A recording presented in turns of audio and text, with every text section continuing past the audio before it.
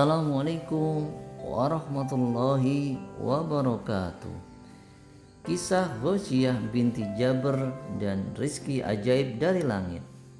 Seorang sahabiah, Ghosyah binti Jabr ad-Dausiyah, menjalani kehidupan berat dalam mendukung dakwah Rasulullah SAW.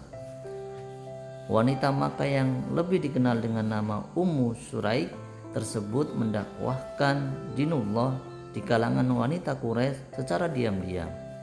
Ketika siksaan kaum kafir harus dihadapinya, bantuan Allah selalu datang berupa rizki dari langit yang datang secara ajaib. Ghosyah beriman begitu Rasulullah mendakwahkan Islam kali pertama. Diam-diam ia mencari tahu tentang kenabian Rasulullah dan segera mengikrarkan syahadatnya. Di hadapan Nabiullah langsung Ghosyah bersyahadat. Sejak saat itu ia pun bertekad mendakwahkan setiap ilmu yang ia dapat dari lisan Rasulullah. Setiap hari Ghosyah nampak melakukan aktivitas seperti biasa. Ia mengundang teman-teman wanita ke rumahnya ataupun mengunjungi mereka. Namun sebetulnya wanita dari kabilah Ghatafan tersebut melakukan dakwah dengan sangat halus. Ia mengenalkan teman-temannya tentang Islam dan kenabian Muhammad SAW. Dakwah di kalangan wanita Quraisy pun terus berkembang berkat upaya Ghosyah.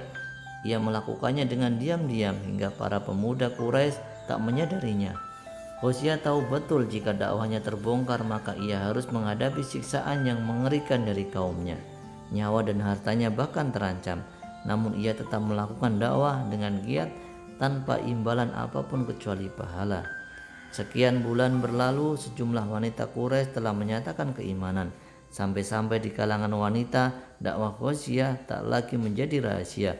Bahkan seringkali terjadi seorang pria memarahi adik perempuannya karena berislam. Namun si adik akan menjawab, "Kenapa kau memarahiku? Tidakkah kau tahu bahwa istrimu juga telah berislam?" Demikianlah para wanita Makkah satu persatu memeluk Islam melalui dakwahnya Ghosyah. Namun semakin banyak wanita yang beriman, semakin terbongkarlah dakwah Ghosyah. Hingga puncaknya kaum kafir Quraisy menangkapnya. Saat itu suami Ghosyah tak mendampinginya. Sang suami Abu Akr yang juga telah berislam lebih dahulu berhijrah bersama keluarga dari kabilahnya yang juga telah berislam. Ghosyah pun ditangkap seorang diri. Ia ditangkap kaum Quraisy dan diserahkan ke kabilahnya, suku Daus, untuk disiksa. "Jangan-jangan kau telah memeluk agama Muhammad," ujar seorang dari keluarga suaminya. Tanpa ragu ataupun takut Ghosyah menjawab, "Demi Allah, aku telah memeluk agama Muhammad. Maka kami akan menyiksamu dengan siksaan yang berat." Dibawalah Ghosyah dari Zil Halasah ke suatu tempat yang tidak ia ketahui. Tubuh Ghosyah dinaikkan paksa ke atas unta yang kasar tanpa pelana. Di tempat antah berantah ia ditinggalkan seorang diri selama 3 hari 3 malam tanpa makanan ataupun minuman. Ghosyah merasakan lapar dan haus yang teramat sangat.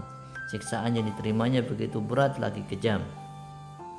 Tak hanya itu, ketika kembali di bawah dalam perjalanan, orang-orang kafir membiarkannya di bawah terik matahari padang pasir, sementara mereka berteduh dan beristirahat. Tak sedikit pun memakan makanan ataupun air yang diberikan untuk Ghosyah. Lapar dan haus tak terkira dirasakan Ghosyah. Belum lagi terik matahari yang menyengat tubuhnya, sampai-sampai mata dan telinganya tak lagi dapat mendengar atau melihat, dan hampir saja pingsan. Saat puncak keletihan itulah kaum kafir berkata, "Tinggalkan agamamu itu." Namun Ghosyah tak sedikit pun goyah keimanannya. Lisannya tak mampu menjawab karena begitu lemah tubuh akibat siksaan yang diterimanya. Namun ia berusaha mengangkat jari telunjuknya ke atas langit, menunjukkan bahwasannya ia masih mentauhidkan Allah Ta'ala. Kaum kafir pun meneruskan siksaan mereka kepada Ghosyah. Mereka kembali beristirahat dan berteduh, berpikir bahwa Ghosyah akan mengubah keimanannya jika menerima siksa lebih lama lagi, lebih berat lagi. Namun justru saat itulah pertolongan Allah datang. Dalam kondisi yang sangat lemah, Ghosyah tiba-tiba merasakan sesuatu yang sejuk di dadanya.